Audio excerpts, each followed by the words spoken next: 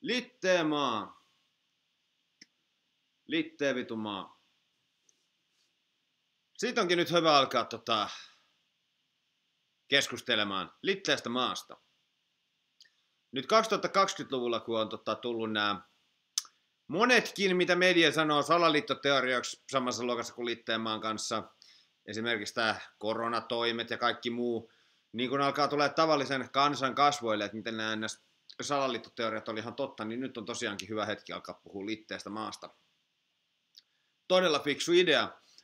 Sinne ei ainakaan toimi just niin kuin valtamedia halukin toimivan, jolloin ne voi näyttää, että kato kaikki nämä, jotka epäilee tätä firmaa, joka on tuomittu vuoden 2000 jälkeen 90 kertaa kusettamisesta ja tuo markkinoille tuotteen, josta hän vaatii sekä myös saa täyden vastuunvapautuksen, niin jokainen, joka epäilee tätä niin kuin tieteen ihmettä, usko litteeseen maahan.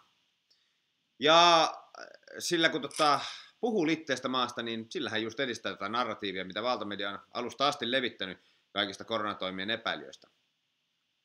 Ja mä nyt tiedostan, että kaikesta kusetetaan, kaikesta mahdollisesta, että meitä hallitsee sellaiset psykopaatit. Mutta maapallon muodosta. Ja ensinnäkin siinä on sellainen homma, kun me asutaan Suomessa, niin jokainen voi omiin silmiin havaita, että täällä on kesällä niin kuin loputon päivä ja talvella loputon yö.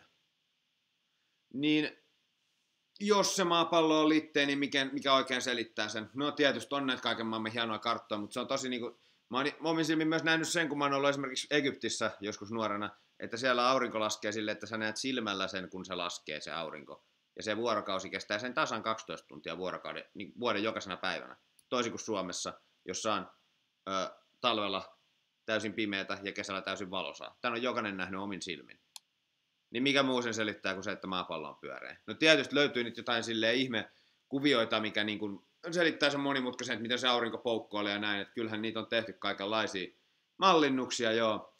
Ja tässä on just se, niin kuin, että okei, jos sä uskot siihen litteeseen maahan, niin fine. Mutta niin kuin silleen, että mikähän chanssi on herättää joku sellainen, joka uskoo edelleen esimerkiksi koronanarratiiviin, tähän monimutkaiseen kusetukseen litteestä maasta, koska no, läpällä. Vaikka se maapallo olisi oikeasti litteä, niin olisiko se nyt se prioriteetti ihan oikeasti? Jos siitä kusetetaan, en usko, että siitä kusetetaan, mutta jos siitä kusetetaan, niin se on kuitenkin sellainen kusetus, jossa ei kuole ketään, lapsia ei raiskata. Ei edes rahaakaan niin kuin oikeasti kuseta ihan hirveästi.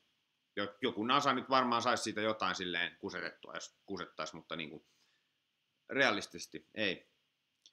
Mutta sen sijaan se on erittäin kätevä keino tavallaan diskreditoida kaikki varteenottavammatkin niin kuin salaliittoteoriat. Esimerkiksi sen, että tämä firma, joka on jo tuomittu 90 kertaa vuoden 2000 jälkeen kusettamisesta, saattaisi ehkä kusettaa, etenkin kun kyse on tuotteesta, mistä he ei voi joutua edes haittavastuuseen. Niin kun tällainen saadaan leimattua samaan luokkaan litteen maan kanssa, niin Ja tässä voi niinku oikeasti ihan havaita mun Facebook-seinällä, kun katsoo, niin siellä ei ole niinku Facebookin faktantarkastajat ei iske yhteenkään postaukseen litteestä maasta. Siitä ei tule mitään faktantarkistuksia silleen, että ei tule niinku silleen faktantarkastajat sensuroimaan vaarallista disinformaatioa. Ei ole YouTubestakaan sensuroitu yhtään video litteestä maasta vaarallisen disinformaation. Ne on niitä videoita, jotka säilyy. Mä katsoin itsekin sellaisen dokumentin tästä aiheesta, mikä oli tehty, ja siis se on tosi hienosti tehty kyllä.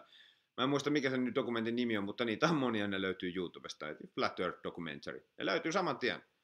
Toisin kuin esimerkiksi vaaralliset koronadisinformaatiota käsittelevät videot, joita tykätään poistaa. Tai esimerkiksi New Yorkin VTC-iskuista niin niitä käsitteleviä videoita tykätään poistaa. Mutta ei litteestä maasta ole poistettu yhtäkään. Mä oon pyytänyt niitä, jotka uskoo litteän maahan niin näyttämään mulle jonkun dokkarin, mikä YouTubessa on sensuroitu. Ei löydy, ne kaikki on tallella. Mä katsoin yhden sellaisen, ja siis se oli silleen niin kuin vakuuttavasti tehty, ja siinä oli käytetty kaikki sellaisia niin kuin argumentteja, mistä oli itsekin silleen, niin kuin, että onhan tää outoa. Mutta tosiaan mä en tiedä niistä asioista niin kuin silleen jostain lentokorkeudesta ja muusta, että siinä oli jotkut lentäjät selittämässä silleen, niin kuin, että mä en voi sinänsä sanoa juuta enkä jaata sen perusteella, mutta ihan sen omien havaintojen mukaan, miten aurinko nousee ja laskee, pystyy sanoa aika paljon. Ihan sen, mikä näkee omiin silmiin.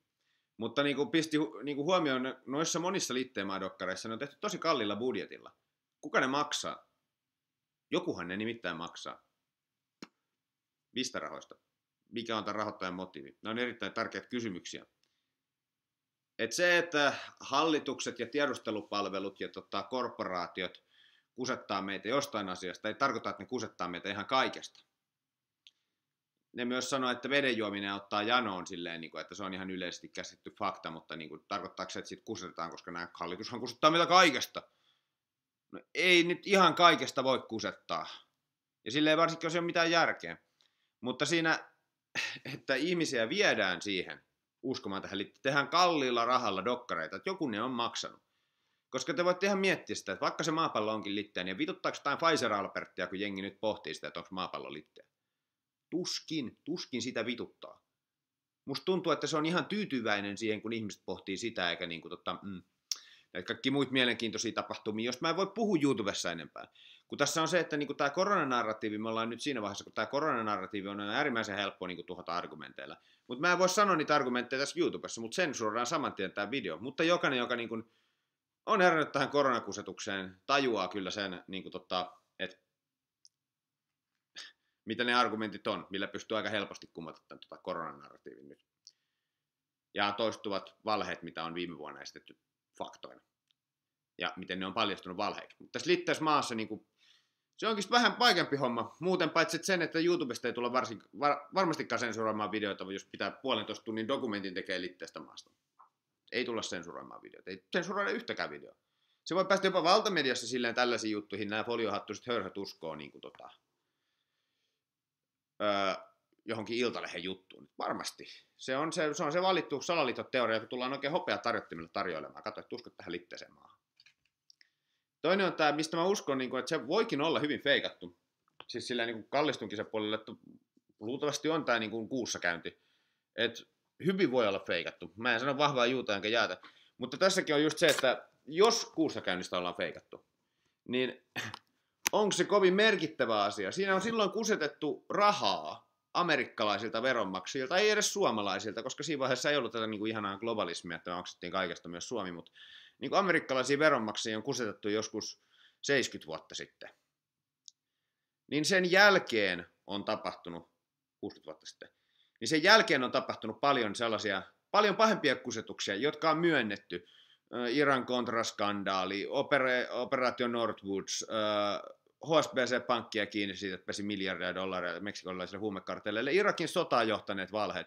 Ne on kaikki kusetuksia, mitkä on ollut paljon pahempia kuin toi kuussakäynti, jossa on ollut kusetus. Ja nämä on myönnetty. Mutta sitten kun saadaan ihmiset keskittyä johonkin tollaiseen, niin ihmiset ei keskity niihin, jotka on oikeasti paljon pahempia, jotka on myönnettykin. Ja tästä tullaan tähän, että minkä takia litteestä maasta ja kuussakäynnistä kusetettaisiin.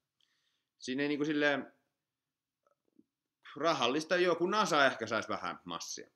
Sitten ihmiset tulee tähän uskonnolliseen näkökulmaan, että sillä kun ihmiset tajuaisivat miten maapallo on litteä ja kuussa ei ole käyty, niin ihmiset heräisi siihen että Jumalan valtakunta ja näin, että kun ne vaan tajuaisi nämä asiat. Niin on mitkä chanssit sä uskot jollain, joka on herännyt siihen, että koronanarratiivi on kusetusta, että se heräisi siihen, että maapallon muodosta on kusetettu. Mikäköhän on se todennäköisyys, että sellainen ihminen heräisi siihen? Voi ihan miettiä sillä, että kuinka todennäköistä se on.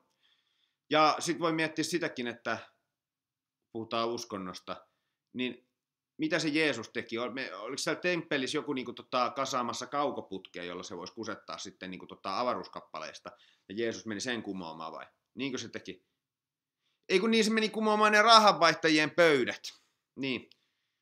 Se ei mennyt kumoamaan jotain kaukoputkia, se ei jäänyt väittelee silleen siitä, että miten taivaankappaleet oikeasti on silleen, että miten niistä kusetetaan. Niin se meni kumoamaan ne rahanvaihtajien pöydät, jotain mitä pitäisi nytkin tehdä. Koska noita Rothschildeja ja muita tuskin silleen, ne nauraa sille, kun miettii jotain vitu litteitä maata. Se on se, mitä niiden mediat puskee. Se oli ne, joiden pöydät Jeesus meni kumoamaan. Ei jotain teleskooppia tai kaukoputkea tai vastaavaa. Ei siellä puhuta hirveästi maapallon muodosta, koska se ei ole kovin oikeasti merkityksellinen asia.